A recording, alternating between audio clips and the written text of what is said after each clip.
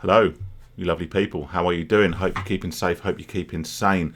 As you may or may not have noticed that I'm putting out a few more videos at the moment. I am thinking of trying to do a sort of daily video. And the thing with that will be, of course, as I've mentioned in previous videos, I don't tend to talk that much about gambling unless I've got something to talk about. So it might be that I veer off and talk about other things, which may please some people. It's likely to displease some people. So what I'll probably do at some point is stick up a poll or something on the channel once I figure out exactly how to do that. And then you guys can let me know what your thoughts are, really, because I do like making these videos, and particularly this sort of style I've been making where it's just sort of me talking. I don't faff about with fancy thumbnails or anything like that. I just sit here and bore you for 10-20 minutes or whatever. So let me know your thoughts. I'll leave a poll somewhere, and yeah, you can have your say on whether I should be doing daily videos.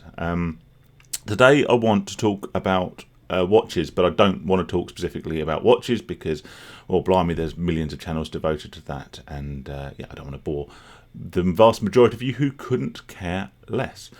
What I want to talk about is the fact that when I was in one of the worst stages of my gambling addiction, going back quite a few years, I used to wear a Rolex, and this is not a fake Rolex. This is a real one. For anyone who's remotely interested in watches, I had two. I had an Oyster Precision and I had an Oyster Perpetual Datejust, which is pretty much the standard go-to, wasn't it? Both stainless steel.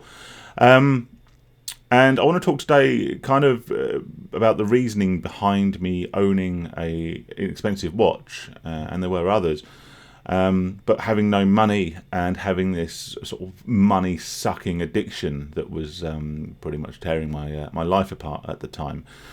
And it would be a very, very good question, wouldn't it? And I will start with the slightly more boring and slightly less introspective, reasoning, and that was a practical one.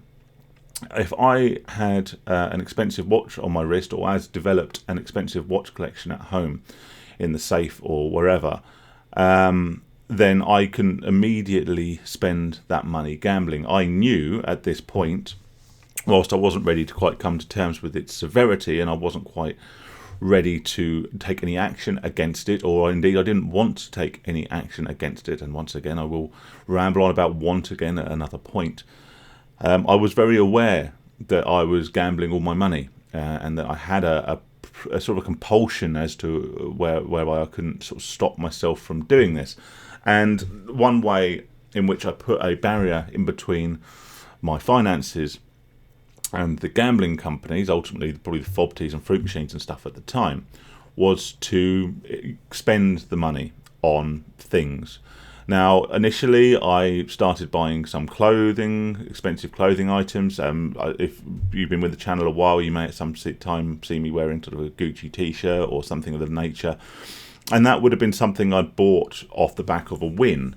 Not because I wanted to treat myself and congratulate myself on my win, but because I knew the quicker I spent that money, the less chance it had of being returned to the sort of gambling companies or going back into the FOBTs. And as we know from experience as addicts, that turnaround can be incredibly quick. A win one day very quickly becomes a substantial loss the next. So that was the reasoning behind that. And then I moved on to watches because I discovered that watches have a residual value, and actually if you buy well and you buy at the right price and you buy the right makes and the right models, you can hold your money, or in some cases you can actually make money. And although I was rather terrible with money when it came to gambling, I have always been reasonably astute financially, which I know sounds like a financially astute gambler sounds like a hideous oxymoron, but it's very true.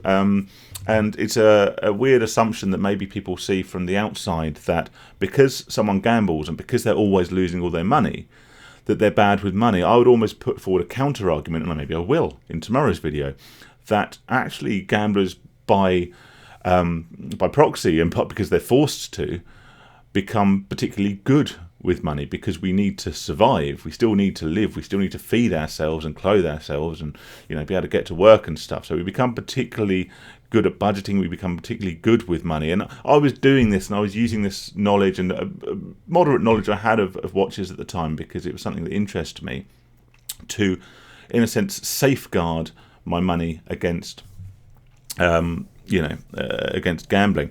And I in the early stages, I lied to myself and to others and said, look, I just wanted to buy myself a nice watch. I've always wanted a Rolex, so I bought a Rolex. And actually, at the time, they were a lot more affordable than they are now on the second-hand market.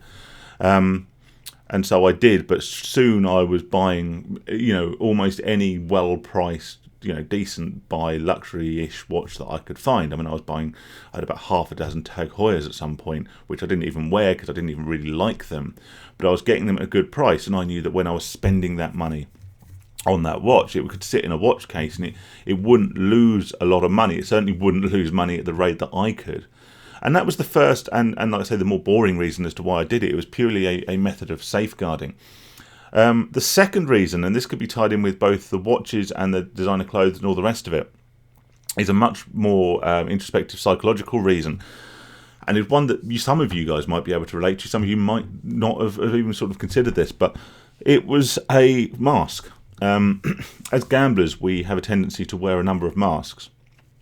One, which I've spoken about before, and I will speak about again because I think it's potentially very dangerous, and it's also quite interesting, is the degenerate gambler mask that we wear, where we almost nail our identity to this degeneracy, that somehow being a degenerate becomes kind of a cool thing. You get the sort of, in the back of your head, you've got Motorhead, Ace of Spades playing, Jack Daniels from a bottle while playing cards, and all that sort of kind of the cool music and movie imagery that you sometimes get around gambling.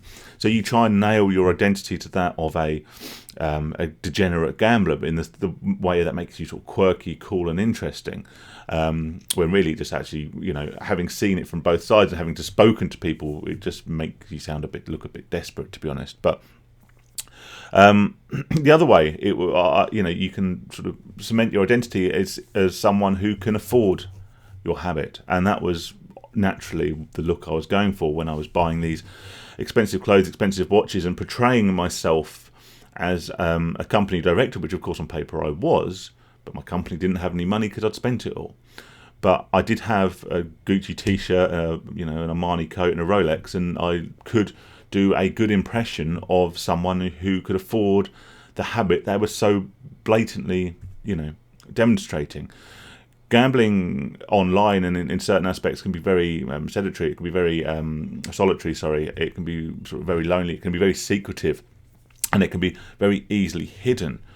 When you are, gambling on fob tees in bookmakers, or more so in places like pubs if you're playing the fruit machines, or in bricks and mortar casinos, then it becomes a much more social spectacle, and you can either be portraying yourself in your own mind as the desperate, borderline, down and out gambler who's wearing sort of scruffy clothes, unkempt, unshaven, and I haven't deliberately gone for that look today. It's just kind of the look I've fallen into. But looking like an addict, as we would envisage an addict when we consider a stereotype. And again, that's something I've spoken about in the past and will again. But we have in our minds, don't we, as either gamblers ourselves or as bystanders to this addiction, what an addict looks like. So you can either go down that route and allow yourself to become that way, but that's not an image you want to portray. You want to get as close to the I can afford this, I am a high roller, successful businessman, who cares if I've just lost £1,000 on a spin of roulette, I can afford it, even if you can't. And one way to outwardly demonstrate that is through the clothes and the watch you wear, and how you present yourself. And so that was the other reason I was doing this. It wasn't just to safeguard the money, it was to safeguard my reputation and what I believe to be my image, and not showing myself up to be the degenerate gambler, but rather the rather wealthy, devil may care entrepreneurial type who could afford this habit that he was so clearly demonstrating to anyone who paid even the blindest bit of attention. So that is why I wore a Rolex, and also why I wore a lot of designer clothes whilst I was gambling. The fact I had an interest in watches was merely a way into this method of sort of safeguarding and play acting as this sort of successful businessman who could afford this habit. It's worth mentioning now, just because I think it ties in a little bit, that I did end up selling that watch collection as partially to cover gambling losses and gambling debts, partially to pay for a wedding which I could have afforded had I not have been gambling. But it did send me back to square one. But I have very recently purchased a new watch for myself, and this one will be staying firmly on my wrist. And yeah, it's something that to remind me of my recovery thus far, something to remind me of the year gone by, which has been pretty terrible in many respects for many people, and for other things in my life which I fear or feel I have achieved. And yeah, like I say, this one is going to be staying with me as a constant reminder of the ones that slipped through my fingers because of an addiction that cost me everything. So that's that. Yeah, I'll start a poll. If you don't see it when you see this video, then it will be coming up shortly. Let me know your thoughts about videos, whether you'd be interested in me talking about sort of other topics, maybe some more current affairs stuff, other things around behaviour, maybe more about me. I don't know. They will be kind of things that I think are important, or things that I want to talk about but have nothing more pressing in the gambling domain to talk about. That will of course remain my primary focus, because that is why I'm here, that's why you're here, and that's really what I want to continue to do. But until then, stay safe, stay sane, and I shall catch up with you on the next one.